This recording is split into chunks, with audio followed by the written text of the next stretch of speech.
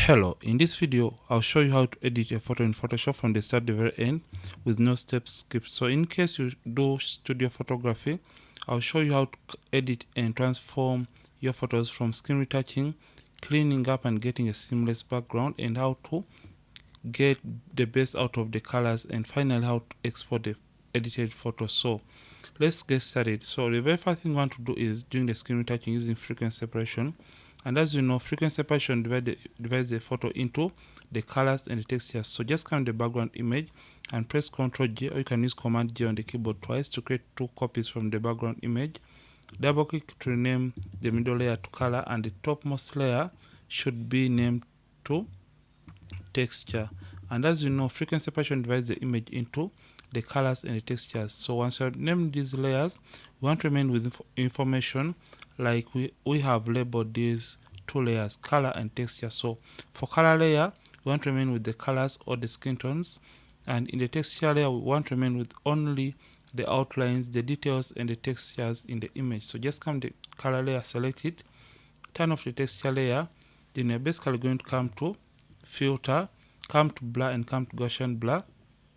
And when you come to Gaussian blur, take the area slider all the way down to the minimum, which is 0.1, and click on an area on the subject's skin that you feel has more skin textures or details. So at about this area, that is when I feel like I have more skin details. So click on the radius slider and hold down, and you drag this forward and stop at that point whereby you are just starting to lose out on the skin textures in the image. So stop at that point whereby you are just starting to lose out on the skin textures on the subject's skin. So I'll just drag this forward like that. So at about 2.7, that is when I'm just starting to lose out on the skin textures, but I can still identify where those details were initially. I'll just come and click OK. Once I've clicked OK, I'm just going to come to the texture layer, turn it on or activate it. Then I'll simply come to image, apply image. The source is basically the name of the photo that you are editing.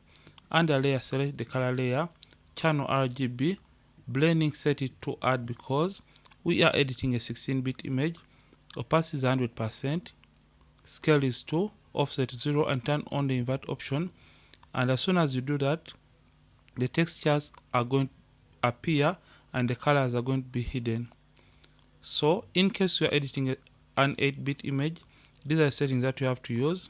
After selecting the color layer, channel RGB, make sure invert is not turned on, and for the blending, select subtract, the scale is 2, and offset 128, and we basically have the same result. So for our case, we are editing a 16-bit image, so just come and change the blend mode back to 16-bit settings. Scale is 2, offset 0, turn on invert, click OK.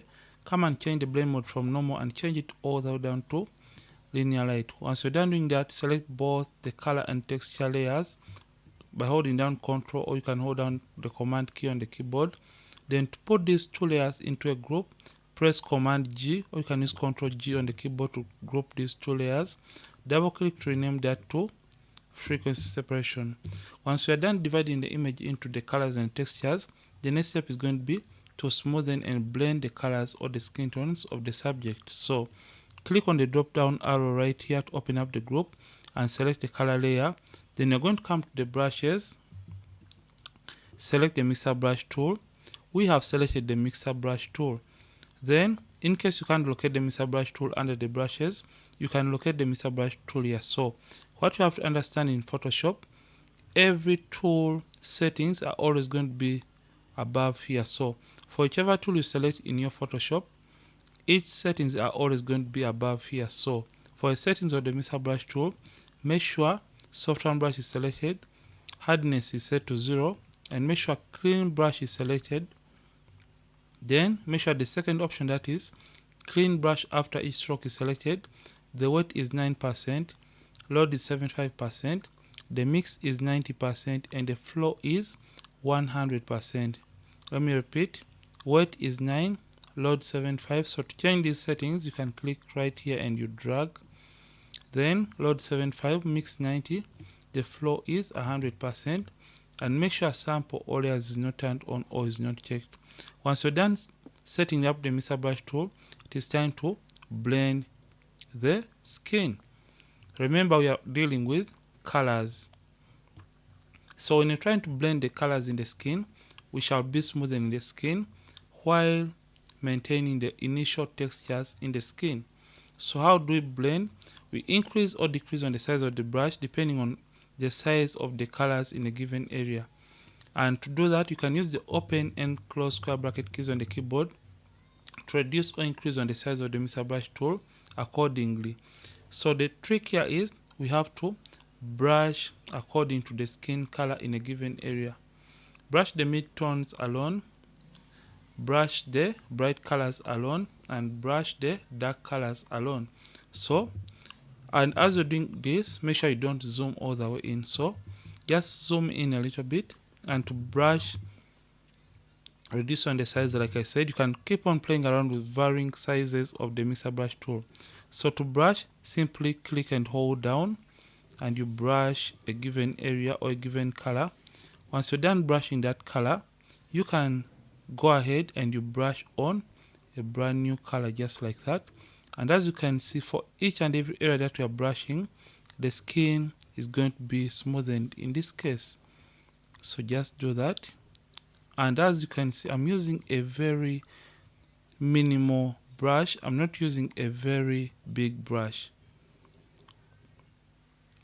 So continue working on each and every area that has or contains skin, just like that, and that is going to make the subject's skin smooth at the end of the day. So for the face, I'm just going to brush, and by the way you move the brush has to follow how the body is shaped, or the movement or direction of a given body part. So you have to take that into consideration.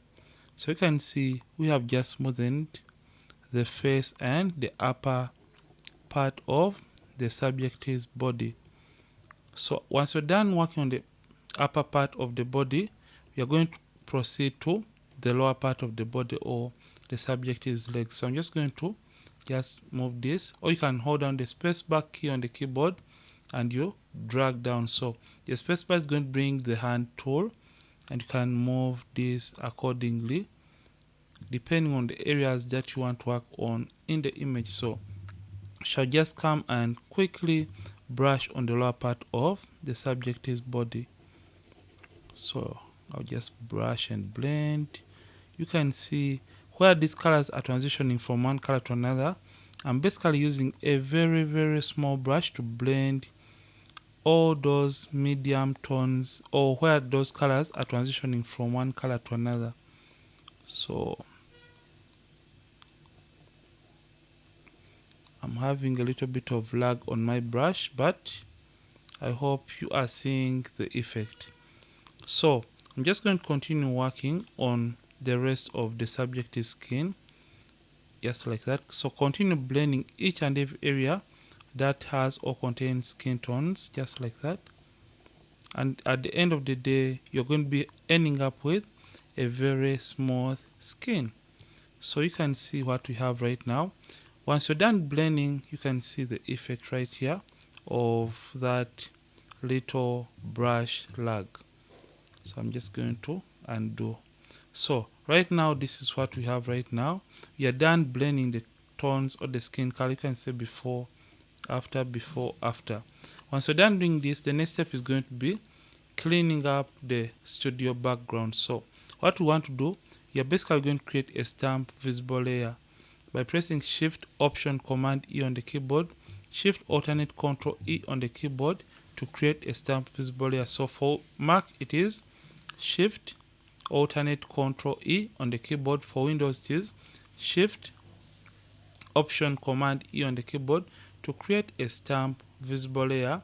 And once we're done creating that stamp visible layer, the next step is going to be duplicating it once again by pressing Ctrl J, or you can use Command J on the keyboard to create another copy from that layer.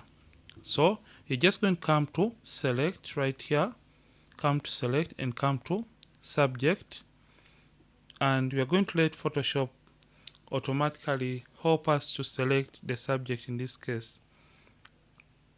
So remember, we just want to perfect and work on the studio background. So just want to create a very nice and uniform color for our studio photo. So you can see right now the selection has been done.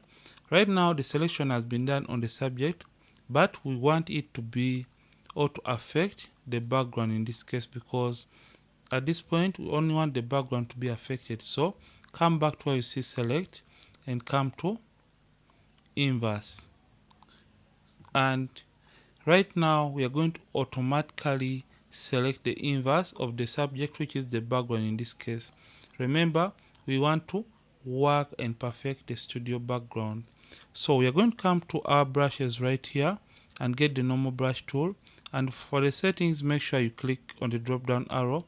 Make sure it is a soft round brush, the hardness set to 0, the mode is set to normal, and for the opacity we shall be using the opacity of about 79 with the flow of 100%. So for this point we just want to sample and paint a uniform color onto the rest of the background. So increase on the size of our brush by using the square bracket keys on the keyboard, and how to sample a color, for example from this other side, you're going to hold down the option key on the keyboard. So option and click on that color, option and click on the color that we want to paint onto the rest of the background, and after sampling start painting. So click and hold down and start painting on all those areas that you want to hide in the background. So I'll just move my opacity of the brush to 100% so that I can have a more effective way of painting, and I cover all these distractions. Remember, I just sampled, and all I'm doing is painting all these distractions from the background of the subject, and in this way it is going to be creating for me a very nice and beautiful uniform color of this studio backdrop. So I'm having some lag and I don't know what the cause could be. So I hope you get the idea. It is all about sampling and painting, sampling and painting.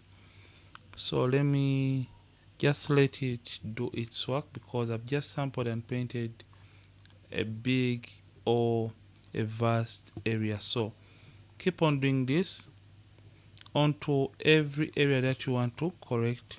So I'm just going to come and paint down here, because I don't want these shadows to exist in the lower part of the image, just like that. And as you can see, we are simply covering up majority of the distractions in our background in this case. So I hope or I pray that you guys bear with me, because I'm having a little bit of lag and I don't know what the cause could be regarding this mark. And by the way, it is one of the reasons that's why I haven't been putting out tutorials lately. It's because this lag is a little bit annoying sometimes. So I'll just paint on the upper part of the image and let the brush do it. So, and as you can see, we have just painted the upper part of the image.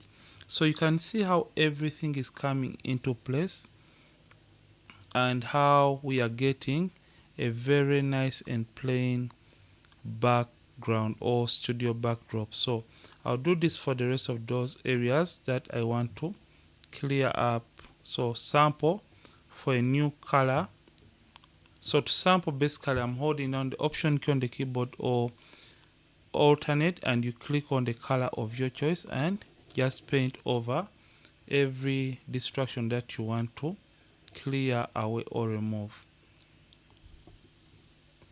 And you can see we are now having a better backdrop from where we initially started. So for this shadow area, I'll just come and click and paint on this distraction just right there, and it's going to be covered up. So sample and paint.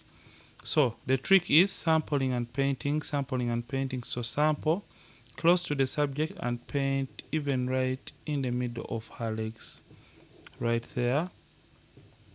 And this is going to help us have a uniform studio background color. So for this far part of the image, you can now sample from here and paint all these seal tapes or whatever you call it. And as you can see, it is doing a pretty nice job, but without this kind of delay we would have been done with the process. So this is what we have right now. I'm going to press Ctrl D, or you can use Command D on the keyboard to deselect everything. So just come and get the Mr. Brush tool and you use the same settings that you use for your frequency separation to try and refine all these areas that are having those slight wrinkles in the background, and that is going to help you smoothen it out or make it even better. So once you're done doing this, you're now done editing the image. The next step is going to be exporting or saving the photo. So simply go to File, Export, and go to Export As, and this is going to open up the Export As window. And under File Settings, make sure the format is set to JPEG, quality is set to the maximum, which is 7 for this case. Under Resample, make sure it is set to Bicubic Sharper. So click on the drop down arrow, select Bicubic Sharper, then you're just going to come down and make sure the color space is set to Convert to sRGB and Embed Color Profile, and click on Export in order to export or save the image. Choose where you want to save the image and click on Save, and that is going to automatically close that window for you. And just like that, you have been able to edit the photo from looking like this to looking like this in Photoshop. I hope you have learned a thing or two regardless of some hiccups that we had in this tutorial. Don't forget, keep practicing, and as well keep creating.